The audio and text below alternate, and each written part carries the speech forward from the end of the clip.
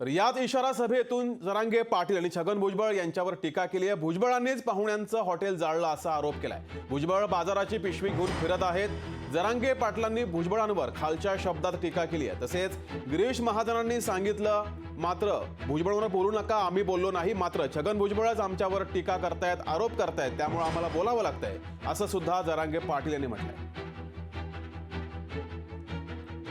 नाही करू शकत,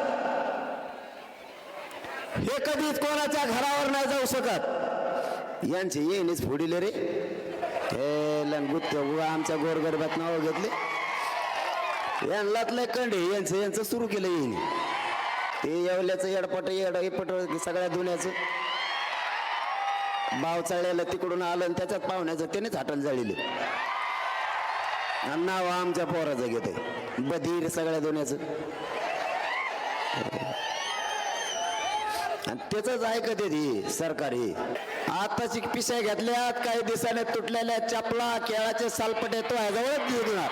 थांब थोडं, तुला म्हणलं होतं नादी लागू नको, मी लई नमुना बेकारी. तुला आत्ताच खाल्लेला पचाना तर नंतर कसं व्हायचं हो तू, तुला आत्ताच पचा नाही.